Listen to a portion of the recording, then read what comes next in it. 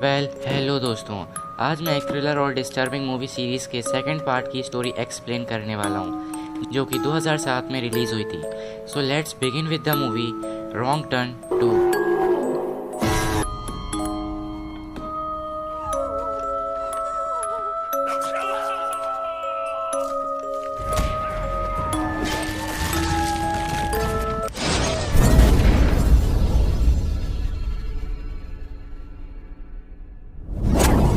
जैसे ही movie start होती है, हमें एक मॉडल किम्बरली को दिखाया जाता है, जो कि एक रियलिटी सर्वाइवल शो की शूटिंग के लिए वेस्ट वर्जीनिया की जंगल की ओर जा रही थी। उस समय वो अपने मैनेजर से बात कर रही थी, जो कि उसे शूटिंग की लोकेशन बता रहा था। फिर अचानक उसके सामने दो रास्ते आ जाते हैं। उसका मैनेजर उसे पेपर फैक्ट्री वाला रास्ता चुनने के लिए कहता है, तो वो उसी रास्ते से निकल पड़ती है। वो उस रास्ते से आगे जाती है तो उसका कॉल कट जाता है। वो अपना मोबाइल देखती है तो उसे पता चलता है कि वहाँ नेटवर्क नहीं थे। जब वो अपना मोबाइल देख रही होती है, तभी अचानक एक आदमी उसकी कार से टकरा जाता है। वो बहुत ज़्यादा घबरा जाती है और उतर कर उस आदमी को देखने जाती है। साथ ही वो प्रे भी करती है कि वो मरा ना हो। वो देखती है कि वो मरा नहीं है, उसमें अभी भी कुछ सांसें बाकी हैं। वो उसकी हेल्प करना चाहती थी, पर जैसे ही वो उसके पास आती है, वो अचानक उठकर उसे पकड़ लेता है और वो उसका नीचे का होठ काट कर अलग कर देता है और उसके होठ को कच्चा चबा जाता है। किम्बरली दर्द से तड़प रही थी और वहां से भागने की कोशिश करती है। तभी सामने से एक और म्यूटेंट आकर किम्बरली को पकड़ लेता है। वो म्यूटेंट 3 फिंगर था और वो किम्बरली को सीधा पकड़ के बीच में से उसे 2 हिस्सों में काट देता है। फिर वो दोनों म्यूटेंट किम्बरली के शरीर का एक एक हिस्सा पकड़ के ले जाते हुए दिखाए जाते हैं। फिर हमें एक रिटायर्ड कर्नल डेल मर्फी को दिखाया जाता है, जो कि वेस्ट वर्जीनिया के जंगलों के बीच में हो रहे इस रियलिटी सर्वाइवल शो का होस्ट था। उनके शो का नाम द एपोकलिप्स था और उसमें 6 पार्टिसिपेंट्स थे किम्बरली को मिलाकर। पर किम्बरली वहां तक नहीं पहुंच पाई, क्योंकि रास्ते में ही उसे म्यूटेंट ने पकड़ के मार दिया था। शो को एक माइकल नाम का लड़का डील कर रहा था और वही उस शो को डायरेक्ट कर रहा था। वो सभी शूटिंग के लिए तैयार हो जाते हैं, पर किम्बरली वहां पर नहीं थी, तो वो लोग डिसाइड करते हैं कि वो किम्बरली के बिना ही शूटिंग स्टार्ट करेंगे। तो वो शो की सेकंड प्रोड्यूसर मारा से 6th कंटेस्टेंट बनने की रिक्वेस्ट करता है। वो सारे जंगल में कैमरास लगा देते हैं, जिससे कि पार्टिसिपेंट्स पर नज़र रखी जा सके, और साथ ही वो पार्टिसिपेंट्स के ऊपर भी एक एक कैमरा लगा देते हैं, ताकि उनके हर एक मूवमेंट को कैप्चर कर सकें। फिर शो स्टार्ट होता है। डेल सभी कंटेस्टेंट्स को एक अजीब सा टास्क देता है। उन्हें जंगल में से खाना ढूंढकर लाना होगा। फिर वो उन सभी 6 कंटेस्टेंट्स को अलग अलग टीम में बांट देता है। उन्हें सारे रूल्स बता दिए जाते हैं। उसके बाद उनका शो स्टार्ट होता है। जो कैमरास उनने आरवी में लगाए थे, उसमें उन्हें नील नजर आता है, जो कि उस समय जंगल में टॉयलेट कर रहा था। तभी पीछे से 3 फिंगर आता है और उसका गला काट के उसे मार देता है। फिर हमें डेल को दिखाया जाता है, जो कि जंगल में सेटअप कर रहा था। जब वो वापस आता है तो देखता है कि किसी ने उसके एटीवी के टायर में तीर मारकर उसे पंचर कर दिया है। इसके बाद कोई उस पर भी तीरों से हमला करने लगता है, लेकिन वो उन तीरों से बचते हुए एक पेड़ के पीछे जाकर छुप जाता है। तभी 3 फिंगर डेल की ओर एक कुल्हाड़ी फेंक कर मारता है, पर डेल उससे बच जाता है और अपना चाकू निकालकर 3 फिंगर को फेंक कर मारता है, जो कि उसके सीने पे लग जाती है। पर उसे उस चाकू से कोई भी फर्क नहीं पड़ता। वो उस चाकू को निकालकर अपना ही ब्लड टेस्ट करने लगता है। तभी दूसरी तरफ से एक और म्यूटेंट आता है, जो कि डेल के सर पे पंच मारकर उसे बेहोश कर देता है। वहीं दूसरी तरफ माइकल, जो टीम ए को शूट कर रहा था, वो अपने चैनल को फेमस करने के लिए सर्वाइवल के साथ साथ कुछ और भी इंटरेस्टिंग चीजें शूट करना चाहता था, जिसके लिए जैक इनकार कर देता है और कहता है कि ये शो मेरी फैमिली भी देखेगी, और इतना कहकर वहां से चला जाता है। पर एलेना ये मौका नहीं गंवाना चाहती थी। वो चाहती थी कि वो इस शो में सबसे ज्यादा नजर आए और सबसे ज्यादा फेमस हो जाए, जिसके लिए वो माइकल को लालच देती है। नीना और मारा को एक टास्क दिया था, जो कि उन्हें नदी के पास जाकर पूरा करना था। तो वो जल्द से जल्द उस नदी के पास जाते हैं और अपना टास्क देखते ही देखते पूरा कर लेते हैं। वापस आते समय मारा को एलिना और माइकल साथ में दिखते हैं, जिसे देखने के बाद वो बहुत ज़्यादा डिसहार्टेड होती है, क्योंकि वो ये सब माइकल के लिए ही कर रही थी, जिसे देखकर वो बहुत ज़्यादा दुखी होती है। इसके बाद नीना उसे बहुत समझाती है। एम्बर और जॉन्सी को जंगल में बारबेक्यू नजर आता है और उन्हें लगता है कि यही उनका टास्क था, जिसे वो एक कपड़े की हेल्प से अपने साथ ले जाते हैं। मारा उस जगह को छोड़ना चाहती थी और वो चलते चलते घर के पास आ जाती है। घर को देखते ही वो घर के अंदर चली जाती है, ताकि वो वहाँ से एक टेलीफोन ढूंढ सके। उस घर के अंदर उन्हें 4 डिफार्म लोगों की तस्वीरें मिलती हैं, जो कि फैमिली मेंबर्स थे, father, mother, brother and sister, जो कि देखने में काफी ज्यादा भयानक लग रहे थे। अभी वो तस्वीर देख ही रहे होते हैं कि पीछे से कोई चिल्लाते हुए घर के अंदर एंटर होता है। वो दोनों वहीं पर छुपकर सब कुछ देखने लगते हैं। उस रूम में मदर और सिस्टर एंटर हुई थी। मदर को डिलीवरी पेन हो रहा था। तभी सिस्टर मदर की डिलीवरी करवा देती है, जिससे एक भयानक बच्चा पैदा होता है जो कि दिखने में बहुत ही खौफनाक और डिस्टर्बिंग लग रहा था। नीना और मारा ये सब देख ही रहे होते हैं, लेकिन तभी सिस्टर की नज़र उन पर पड़ जाती है। वो उन पर झपटने ही लगती है, लेकिन वो लोग पहले ही गेट लगा लेते हैं और बेड को गेट से टिका देती है, जिससे वो मजबूती से बंद हो जाता है। बाहर से सिस्टर उस गेट को तोड़ रही होती है और सभी विंडोज भी मजबूती से बंद होती हैं। वो दोनों बहुत घबरा जाती हैं, क्योंकि अब उनके पास बाहर निकलने का रास्ता नहीं होता।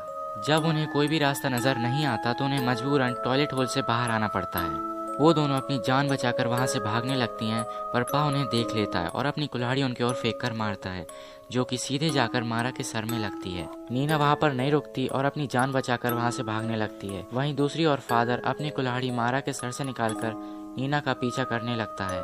नीना वहां छुपी रहती है और बचने की पूरी कोशिश करती है। वहीं दूसरी ओर से मदर फादर को लेने के लिए ट्रक लेकर आती है। उस ट्रक के आगे मारा की डेड बॉडी बंधी होती है।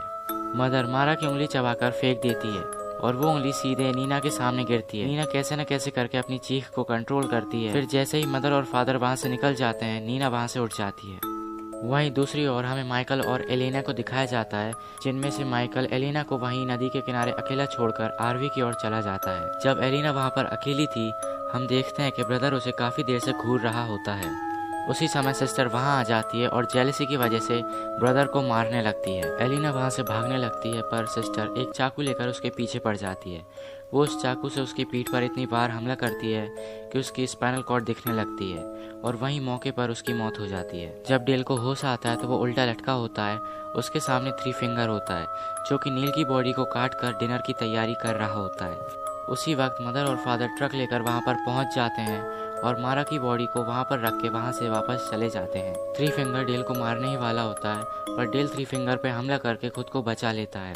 अब क्योंकि डेल एक मिलिट्री मैन था, वो 3 फिंगर का बहुत बहादुरी से सामना करता है। आखिरी में डेल 3 फिंगर की गन छीनकर उसी को उसी के गन से उड़ा देता है। फिर माइकल आरवी में चला जाता है और सभी कैमरास को चेक करने लगता है। तभी अचानक आरवी चलने लगती है। माइकल को लगता है कि नील आरवी चला रहा है, लेकिन असल में तो मदर और फादर आरवी को चला रहे थे। फादर माइकल को मार मार के जख्मी कर देता है। वहीं दूसरी ओर एम्बर, जॉन्सी और जैक बारबी को एंजॉय कर रहे होते हैं। तभी नीना दौड़ते हुए उनके पास आती है और उन्हें सारी असलियत बताती है और उन सभी को लगता है कि नीना एक्टिंग कर रही है और ये भी इस शो का कोई हिस्सा है।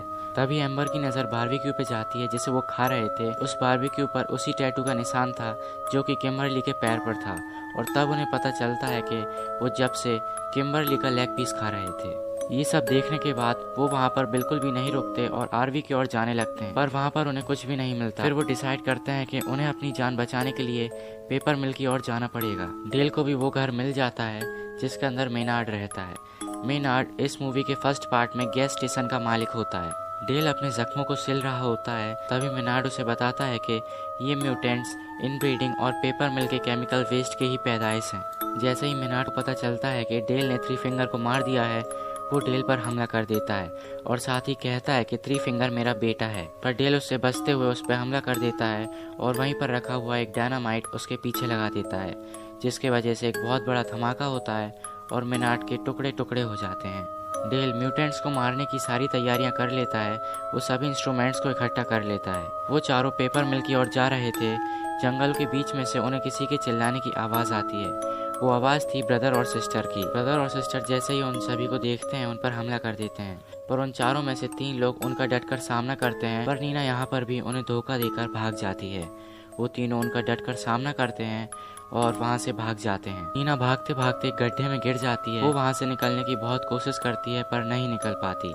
नीना एक सेल्फिश लड़की थी। वो वहाँ पर अपने दोस्तों को छोड़कर भाग गई थी, पर फिर भी जैक उसे बचाने जाता है। जैक एम्बर और जॉन्सी से कहता है कि तुम मिल की तरफ चले जाओ, हम वहीं पर मिलेंगे, और खुद नीना को ढूंढने चला जाता है। वो नीना की आवाज़ सुनकर उसके पास पहुंचता है और उसको निकालने की कोशिश करता है। वो उसे बचा तो लेता है, पर उसे बचाते हुए उसका शोल्डर डिसलोकेट हो जाता है। वहाँ पर उन लोगों को एक ट्रक की आवाज़ आने लगती है, इसलिए वो वहाँ से भाग जाते हैं। भागते भागते वो एक किनारे पे पहुँच जाते हैं। नीचे रिवर होती है और सिस्टर भी वहाँ पहुँच चुकी होती है और उन पर गोली चलाने लगती है। अब उनके पास कोई और चारा नहीं था, इसलिए वो अपनी जान बचाने के लिए रिवर में कूद जाते हैं। एम्बर और जॉन्सी वहाँ से भाग रहे होते हैं, पर रास्ते में जॉन्सी एक ट्रैप में फंस जाता है। एम्बर उसे बचाने की कोशिश करती है, पर वो भी उस ट्रैप में फंस जाती है और उसी समय फादर और ब्रदर भी वहाँ पहुँच जाते हैं। फादर दोनों पर निशाना लगा ही रहा होता है, पर वो ब्रदर को मौका देता है। ब्रदर एक ही तीर से दोनों को मार देता है। जैक और नीना बड़ी मुश्किल से मिल तक पहुंच जाते हैं। वहां ड्रॉअर में उन्हें एक स्केलेटन मिलता है, जो कि एक छोटी बच्ची का होता है, जिसे देखकर नीना काफी डर जाती है। नीना सोचती है कि ये बच्ची भी इन म्यूटेंट से बचने के लिए यहाँ पर छुपी होगी, पर इंतजार करते करते उसकी वहीं पर मौत हो गई होगी। डर के मारे नीना वहाँ से भागने लगती है, पर जैक उसे रोक लेता है और नीना से कहता है कि जॉन्सी और एम्बर भी यहाँ पहुँचने वाले हैं, हमें उनका इंतजार करना चाहिए। वो लोग वहाँ देखते हैं कि वहाँ पर बहुत सारे विक्टिम्स की गाड़ियाँ रखी हैं और उनकी आरवी भी वहीं पर मौजूद है, जिसमें से माइकल के चिल्लाने की आवाज़ आ रही थी। तो वो दोनों उसे बचाने के लिए आरवी के अंदर जाते हैं, जहाँ पर वो स्क्रीन में देखते हैं कि मदर माइकल को बहुत ही बेरहमी से मार रही है और वो समझ जाते हैं कि ये उन्हें पकड़ने का एक जाल था, कि ये उन्हें फंसाने के लिए एक जाल था। पर तब तक बहुत देर हो जाती है और वो म्यूटेंट्स उन दोनों को भी पकड़ लेते हैं। जब नीना को होश आता है, वो देखती है कि किसी ने उसे डाइनिंग टेबल के सामने बांध दिया है और सामने जैक को भी लटकाया हुआ है। ये उनके डिनर का टाइम था और वो डिनर करने से पहले प्रे कर रहे थे। ब्रदर जबरदस्ती नीना के मुंह में खाना ठूसता है और यहाँ हमें पता चलता है कि वो मिल ही उन म्यूटेंट्स का असली घर था। मदर ग्राइंडर में बचे हुए बॉडी पार्ट्स को डाल रही थी। नीचे से डेल उसे देख रहा था। डेल ऊपर आ जाता है, पर उसके आने के कारण आवाज़ हो जाती है। वो लोग समझ जाते हैं कि यहाँ पर कोई और भी है, इसलिए वो उसे ढूंढने लगते हैं। डेल ब्रदर और सिस्टर को अपने जाल में फंसा लेता है और फिर उन दोनों को भी डायनामाइट से उड़ा देता है। नीना खुद को छुड़ाने की बहुत कोशिश कर रही थी, तभी डेल वहाँ पहुँच जाता है और नीना को जाल से छुड़ा लेता है और वो जैक को भी खोल देता है। तभी फादर और मदर भी वहाँ पहुँच जाते हैं और अपने बच्चों के टुकड़े टुकड़े देखकर वो दोनों पागल हो जाते हैं। फादर डेल पर तीर से कई बार हमला करता है, पर वो एक स्ट्रॉन्ग मैन था।